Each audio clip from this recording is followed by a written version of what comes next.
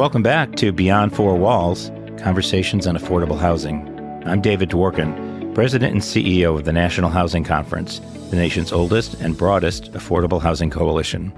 I'm joined today by Marietta Rodriguez, President and CEO of NeighborWorks America.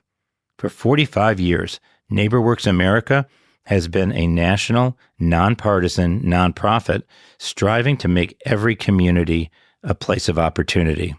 Its network of excellence includes nearly 250 nonprofits in every state, the District of Columbia, Puerto Rico, and on native lands. NeighborWorks network organizations provide residents in their communities with affordable homes, owned and rented, financial counseling and coaching, community building through resident engagement, and collaboration in the areas of health, employment, and education. Marietta knows firsthand the impact NeighborWorks America has as they assisted her with purchasing her first home. Soon after, Marietta went to work for the organization and now serves as its president and CEO. So that is quite a backstory.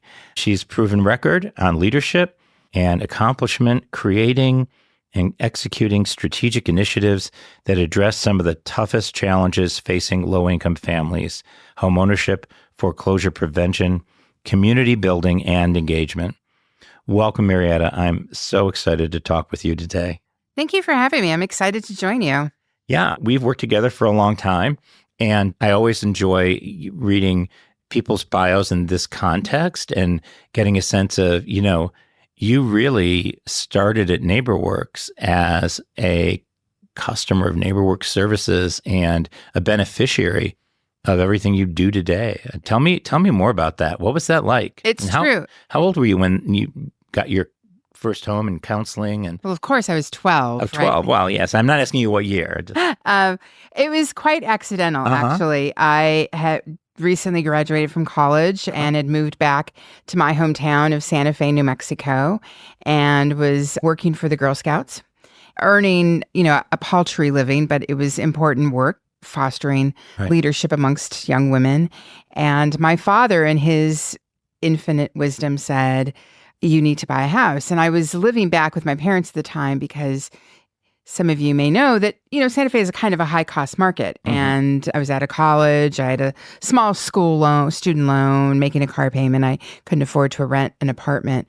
And I just thought he was crazy. And he signed me up for a homebuyer education course that was being offered at our church. And it was being offered by a NeighborWorks organization. I had no idea who that was. So I went and I learned. The thing that I remember and that I learned was that they were there to help me if I was going to buy a home, and they had a down payment assistance program. And if I saved $5,000, they would match it with an additional $5,000. And $10,000 seemed like a lot of money to me. And how could I turn that down? So I went looking for a home and found two that I could afford in the entire market. You've made every Gen Z home buyer in the country incredibly jealous right now, but go ahead. Two in the entire market. I put offers on both of them, lost them both to cash offers. Now everybody can relate. And my realtor at the time said, there's this new development. I think there's one townhouse left. Mm-hmm. I heard the financing has fallen through. Do you want to go look at it? And I said, absolutely. So we went over that afternoon. The builder, it was indeed the last townhouse. The builder wanted to be done with this development. Right. And so I had my pre-approval and he said, fine, let's just make this happen. And it was sort of the right time at the right place. And I remember thinking to myself, there is no way I'm ever going to be able to pay this loan off. It seemed so overwhelming to me. But through that process, I learned that there was this nonprofit, this community group that helped people do this all the time. And they were an incredible resource to me. The organization in Santa Fe was going through a bit of a rebuilding period. Mm-hmm. They had gone through some hard times and some leadership transitions, and so they were rebuilding the organization. And at NeighborWorks, one of our values is that the recipients, the residents in the community, should sit around the decision table, shoulder to shoulder with funders and government officials and business leaders in making informed decisions about what's happening in that community. So every board of a NeighborWorks organization has a number of residents that serve on that board. And so they asked me to come in and serve on the board and serve in that resident role. And I was so overwhelmed by their help. Of course, I wasn't going to say no to them. I think I was their youngest board member, and I learned about, housing and how public policy gets implemented on the ground. It was an invaluable experience. They convinced me to go work for them full time, which I eventually did. And then I learned that there was this national intermediary supporting organizations like this around the country, and was really compelled by that, and eventually moved over to our regional office in Denver, Colorado. My job at that point was to help organizations stand up homeownership promotion programs throughout the Rocky Mountain states. And then that job converted to a national position. And in a few years, I was there 10 years, and the CEO decided that those national jobs needed to be here in DC. So that's what brought me to DC. I love it. So before we get into that, I want to just go back to the fact that your dad was the one encouraging you to become a homeowner. Was he a homeowner? He was a homeowner. He and my mom bought their first home through the help of the GI Bill. There you go. I mean, this is my story. My dad got his first home. He was the first person in his family to own a home because he used the GI Bill of Rights. It's how he went to college. It's how my father went to college as well. First person in his family to go to college as well. And an immigrant. His dad was an immigrant. I always throw in that his dad ran a junkyard. And my father always told me about working in the junkyard as a kid. And I'm like, it's kind of like Sanford and Son, but nobody had a sense of humor. But that's great. This idea that multi-generational home ownership is so critical and creates this beautiful privilege that I'm grateful for and that you benefited from, because we grow up believing that home ownership is possible. And I don't think most people understand that in and of itself is hard for a lot of folks. 100%. And we get advice about the scary parts, that you don't have to be that scared. And no, actually, you can afford that. And yes, you can get counseling here, and all the little things that you get from somebody you absolutely trust. And for first generation home buyers, that's a big lift. And that, I know, is where NeighborWorks comes in and fills that role in so many ways for so many people. You're 100% right. As I took that job at what was the NHS of Santa Fe, now is HomeWise, I was a housing counselor and encouraging people to buy their first home in a very costly market. Even though we had these programs to help them, they had already convinced themselves they couldn't afford to buy a home in the market. But you know what they could afford? They could afford a car payment. They would get a really nice car because there was a car company that was willing to finance that purchase. Right. So I had families that were making $500 and $600 car payments. And I said, what are you doing? We can get you into a cheaper car and you can buy a home. That's a house payment. You're 95% of the way there. And it was just a matter of demystifying that and showing them what's possible. Well, that's the other thing. We don't teach budgeting. I mean, we don't teach home economics. It's so strange. I was just talking about this with somebody the other day. It's the most fundamentally useful skill you could possibly learn in high school, and yet nobody teaches it. And nobody teaches it in college. You can get a degree in economics. I was having this conversation with somebody who had a degree in economics. And he said, I never actually learned home economics. I had to learn all that stuff by asking friends and family. And it's, one of the things that always kind of irks me is when we talk about people who are financially illiterate and financial literacy. And, if you're paying your bills in cash off your back porch, you are financially illiterate. But for most people, this is about actually advanced financial management. And when they become a homeowner, it's about wealth management. And asset management. Absolutely. Right. Absolutely.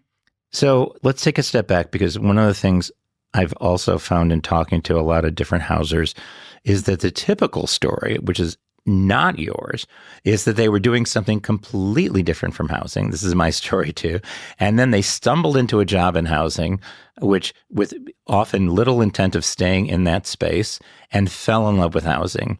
And you just, literally grew up in the housing ecosystem. And as a CEO today, I suspect you've done pretty much every job that exists here because most of your career has been here, right? I've been at NeighborWorks 26 years. Wow, that's awesome. All in, not including my time at the local organization. Mm-hmm. I don't know that I've done every job here, but I do have a unique perspective because I was a beneficiary. I was a customer. I worked at a local organization. I served in a governance role at that local organization. I worked at the regional level. I worked programmatically at the national level. Right. And now it's a privilege to sit in the CEO seat here. It was quite accidental. I didn't know that community development could be a career. It's not what I went to school for. But as I learned through my work, housing is critically important to communities. And when there's a problem with housing, it ripples throughout the economy and throughout the community. No question. And the national economy as well. And we're seeing that today. I'm going to come back to that, but I want to just ask you one more personal question, which is outside of the housing universe. What's the most interesting and important fact about you that has nothing to do with your work? It's a good question. I really identify with being from New Mexico, growing up in a rural state. It's something that, despite me having lived in D.C. for more than 15 years, when people ask me where home is, my home is in New Mexico. Sure. That's where most of my family is. That's where I usually spend most of my holidays. It's where my family has very deep roots. My father did a fair amount of genealogy work and found linkages back to the 1640s. So me and my family don't identify with an immigration story. Our family was in that area when it was part of Mexico. You were a New Mexican before there was the United States. That's right. We always say the before border, there were pilgrims. That's right. We always say the border crossed our family. We didn't cross the border. Right. And it just gives a very unique perspective to ownership and to home and to being part of a community. And that's in the home ownership space, and we'll talk about rental too. But in the home ownership space, when we look at markets like the Latino market, anybody who talks about Latino home ownership or Black home ownership or AAPI home ownership really doesn't know what they're talking about. Because in reality, there are so many different groups within the Latino community, and they have different backstories, and they have different cultures often, and they come from different countries. And when you just look at the nationality breakout in terms of home ownership rates, it's incredibly diverse. Correct, yes. By nationality. And that's just the most basic one. And one of the things I say is like, nobody markets to white people, okay? Like there is no white market. And the reason for that is because there's 1,000 different groups within the white community, whatever that is how people, real marketers market. And so when we want to understand how to expand home ownership for Latino Americans, what we're really talking about is how do we understand this market and all the components of it and the people who make it up? And the people that make it up and their income streams and their value systems, where they live, where they want to live, what they need in a community for them to thrive is very similar across different demographics. In the community development space, we do know what that looks like. It's about people who actually understand the community and the unique challenges a community has, and the banking institutions that are in the community, and the other folks are stupid out of town money. And we know what that looks like too. And so it's one of the things I love about our organization is that, you know, the people who help me the most, and you're an example of that, are the members who have mud on their boots, who really understand where the tip of the housing shovel hits the ground, because that is where we have to really think about policy. And policy is a big part of what NeighborWorks does. Tell me a little bit about that. Yeah, I mean, I really appreciate your comment about mud on the boots. I heard you comment when you were interviewing Sean Donovan a couple of episodes ago. That's absolutely right. Now, I just want to say that I rely on that local experience I had many, many years ago all the time. And there's lots of examples of bad policy written by very well-intended people. Right. But haven't implemented policy on the ground. And I think what's critical about policy is that it needs to be informed by the implementers on the ground. And we need to take the time to understand that if we're responsible for influencing or writing any sort of public policy. I think NeighborWorks is really unique in that we support this very sophisticated, vibrant network of 247 organizations, all working in the housing and community development space. And they reflect and communicate to us in real time about problems they're having on the ground, challenges, needs that they have. And it's just a tremendous checkpoint for us and balance point for us to understand, are we moving the needle? Are we advancing our mission? What are our groups telling us? It was critical, for example, in the 2000s during the foreclosure crisis. Yeah, tell me about that. Tell me about the role you guys played, how you were really in some ways first responders as things came apart and also witnesses to them getting there. Absolutely. So in as early as 2000, late 2004, 2005, we were starting to hear from our groups in the Midwest that they were starting to see some serious spikes in foreclosure in Illinois, in Ohio. Our group, the NHS of Chicago, formed a homeownership preservation initiative, got the Federal Reserve in. We started doing research and understanding we're at the precipice of a very big crisis. And we started radiating that, studying that, talking, bringing that data back to Washington, to policymakers. And you remember around 2008, it was sort of the crisis bridged two administrations. So we started working on data and solutions with the tail end of the Bush administration and moving into the Obama administration. But I remember sitting in our office in D.C., and the CEO at the time, Ken Wade, said, we have some gentlemen coming over from Treasury to talk to us about foreclosures, so I think we should get our stats in order. And it turned out to be Neil Kashkari and Bob Steele, right? And so they were coming to talk to us. And I just remember thinking, surely at Treasury you have people that know more about this. It shouldn't be coming from Marietta Rodriguez, my goodness. But it really illustrated how important data sharing and alignment on strategy between the public sector, private sector, and nonprofits was. And I think there were a lot of lessons during that time that are still very relevant today. Yeah. I mean, I think one of the miracles of getting through that crisis was that the handoff between the Bush administration and the Obama administration was so well done.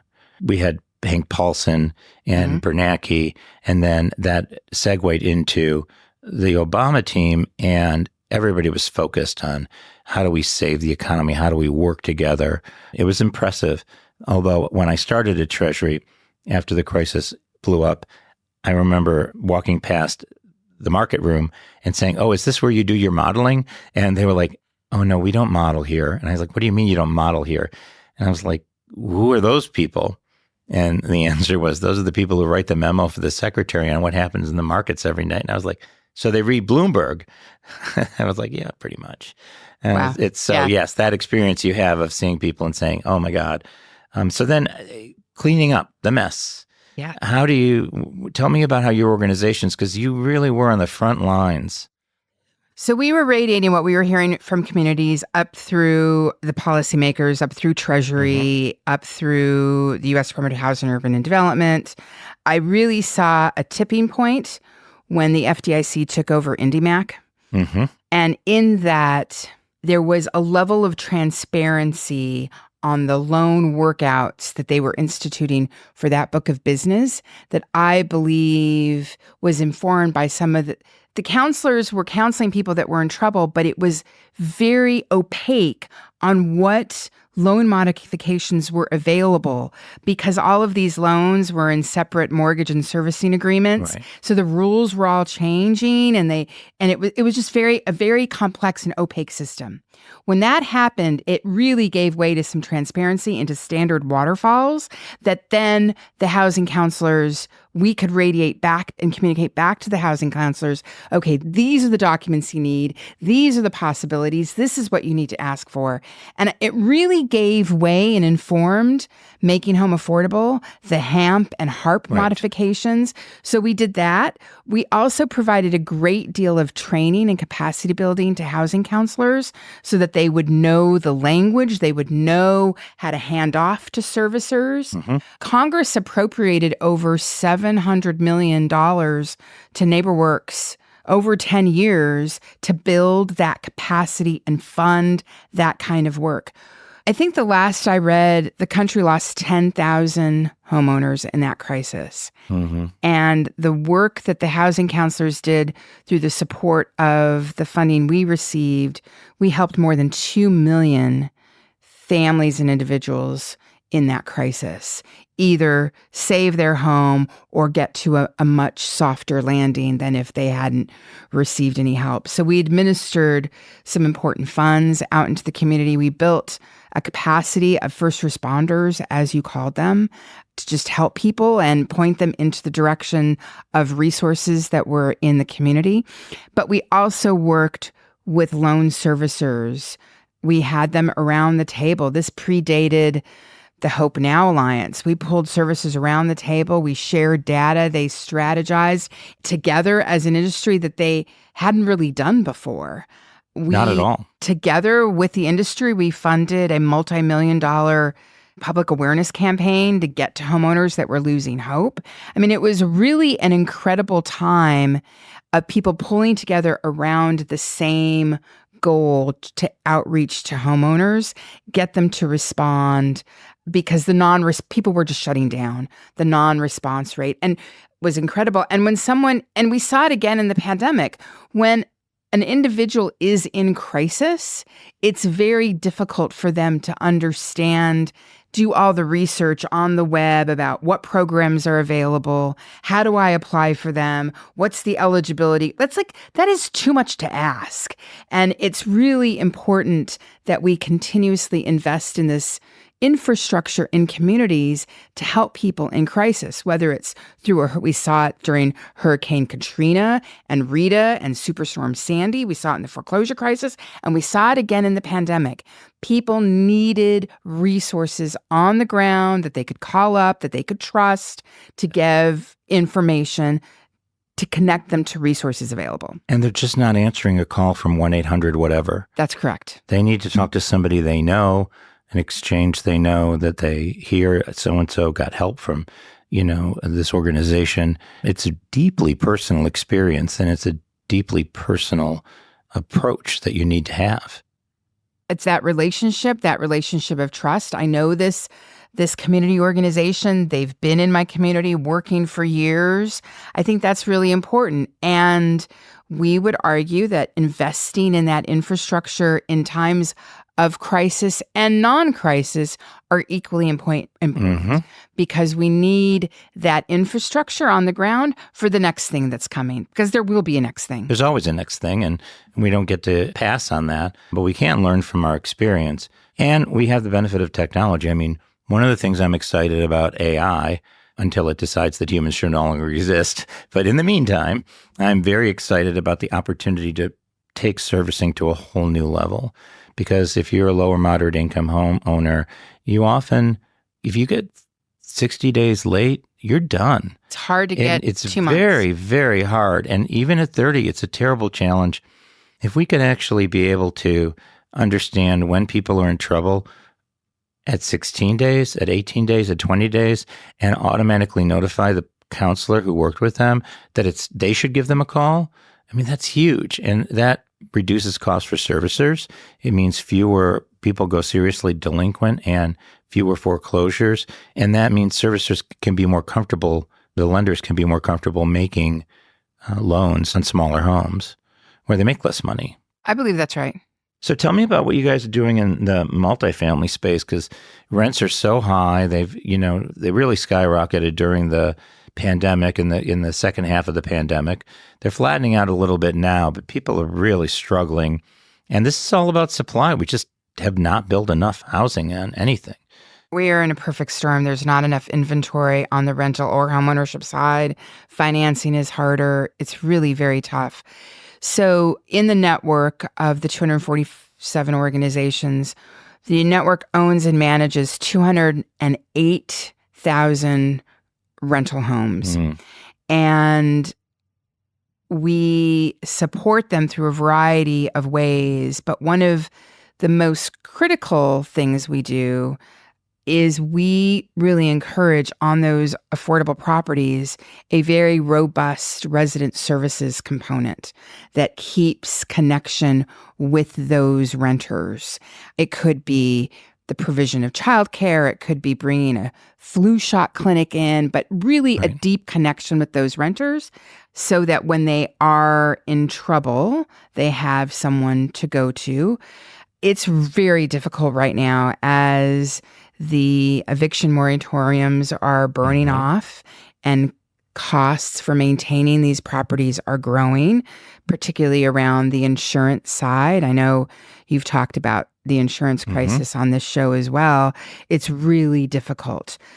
We don't want to lose any of those 208,000 units, but we do have organizations that are struggling to keep them online and are thinking about selling some just so they can get the other properties to cash flow. Right. And we're worried that those won't come back on the affordable market. So we're really trying to infuse them with new sources of capital and restructuring their balance sheet to make them more affordable.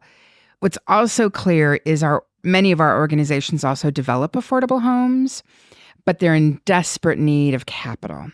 So the last survey we had, there are 60,000 units that are in development pipelines today that, but for the right kind of capital, they cannot break ground.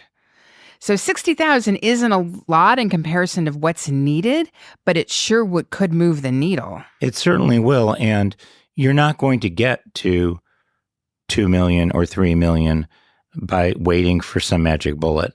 You have to do it 5 and 10 and 12,000 at a time because that's how we got into this problem. That's right. And I think what is intrinsically related here is skilled labor. Yeah. Tell me about that, because a lot of industries are struggling with that, home builders especially so. And what are your members seeing and experiencing, and what are your thoughts on how we address that? Well, I think there's just great shortages. That's what we're hearing. And the cost of labor is going up because it's so much at a premium. I think if you look back at this country's history, this country was largely built on immigrant labor. And until we can right-size our immigration policy, I think we will continue to see some workforce issues. I agree. I mean, it's so strange. It's a very easy issue to throw out a lot of populist rhetoric about and get people worked up and afraid. But the reality is that in periods when we've had an open immigration policy, we've had a robust economy. And in periods when we clamp down, it has a negative impact on our economy. And one of the reasons our economy has been so strong historically is because we're a nation of immigrants. This is something we're going to have to deal with in one way or another. And ultimately, the pendulum does swing. It's in the wrong direction now, in my view. But I do believe we'll find a middle ground at some point. I think we have to address it in some way, because the other side of this is we hear that communities are really struggling to provide services, including housing, to the large amounts of people that are coming into this country. So there is no silver bullet, obviously. Right. There has to be a variety of strategies brought to bear here. So NeighborWorks, we were talking about the housing crisis and your experience here, and that was almost 20 years ago. I mean, that is so scary to me. Hard to believe, yeah. I know. We were very productive in high school. But having said that, NeighborWorks America is celebrating its 45th anniversary. And you have such an incredible track record built into such an amazing organization. NHC is 90 years old. So tell me about your next 45 years. What's your vision, or at least the next 5 or 10? What's your vision of what does NeighborWorks look like in the future, and how do you grow into the rapidly changing landscape of housing needs? Housing needs. I think we have to take a page out of our story of origin. We were created in a time of crisis. We were created alongside the Community Reinvestment Act. Mm-hmm. We were created because there was a group of residents in Pittsburgh that were very frustrated that they could not access financing to repair their homes. They organized themselves and pulled together banks that were taking deposits in their neighborhood, and the government, the municipality, the municipal leaders, and they formed a nonprofit. And that became a model that we replicated and built, for the large part, what is now known as the NeighborWorks network. I think when we think about the next 45 years, it is important for us to remain close to our roots in that we need to be responsive to what communities and residents are saying they want and need, and not ignore their needs. We remain very, very close to them. I believe sometimes you don't know you have inflection points until you're on the other side of them. But I feel like housing is at an inflection point today. Mm-hmm. I feel like housing is having a moment. And we're in a crisis in that it either rental or on the homeownership side is largely out of reach for so many residents across this country. And so I feel like we all have an opportunity, the private sector, the public sector, the nonprofit sector, to form strong relationships and do something about this. I think there's a real opportunity for a set of strategies for different kinds of investment to come together and really solve this problem, and at least try to move the needle to a much healthier place, to greater equilibrium. I agree 100%. And, our NHC was founded by a woman, Mary Kingsbury Sinkovich, in 1931. In 1934, Eleanor Roosevelt spoke at our first policy conference and attended our first gala. We've got a gala coming up. And one of the things she said was, we cannot do this without you. That's right. We cannot do this without the private sector. We cannot do this without businesses and banks. If we're going to rescue this country's economy, everybody has to be involved. And it's just as true today. If we're going to actually invest in our future, we have to do it together. We must do it together, and we must have some alignment. It is unfathomable to me that it's not more obvious right now. Like, even if you're in a very high cost market and maybe you're not interested in having affordable housing near you, your community still wants teachers. Your community still needs paramedics. They still need first responders. And those people should have the opportunity, if they so choose, to live in that community. And so when a community has equitable housing opportunities for everyone that wants to live there, it makes for a stronger community. We were talking recently, just a few minutes ago, about the foreclosure crisis. And I know that there was a lot of pushback about, why is my neighbor being helped? I'm paying my mortgage. I could stop paying. And the reality was, if we could stop your neighbor's house and going to foreclosure, your house didn't lose as much value. It just makes sense. And I feel like there's a real opportunity now. So I'm very aspirational that the next 5 years we're able to forge this aligned vision and bring this capital and these strategies to bear to solve this in a much more cohesive manner. No question. You're actually referring to the Santelli rant. And if anybody is interested, you can Google Santelli rant and it will come right up. And he just stood there on the floor of the commodities exchange and said, why are we going to help your deadbeat neighbors? And I'm like, why not? Because they're your neighbor, dude. And if you don't help them, you are going to pay for it. And that was the piece of the whole Tea Party response that people never understood. It's like you're acting against your own interest. Treat your neighbors like neighbors. And it's just not that hard to do. And I think, sometimes we just miss that. But we do have an opportunity to do it differently every day. And organizations like NeighborWorks do that for us and with us. And we're so grateful for that. So grateful for you joining us, but really just for your entire life and career. It's an inspiration.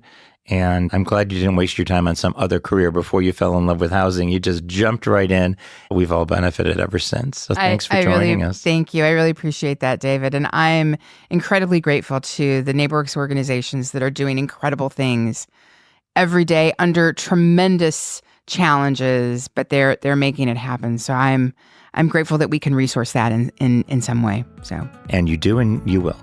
Thank you. Thanks for joining us. Thank you for listening to this edition of Beyond Four Walls. You can visit the National Housing Conference at nhc.org. There you can learn more about affordable housing policies, affordability challenges throughout the nation on our Paycheck to Paycheck database, and explore membership in NHC for you or your organization. We appreciate your interest and look forward to working with you in the future. Until next time, I'm David Dworkin, NHC's President and CEO, wishing you a great day.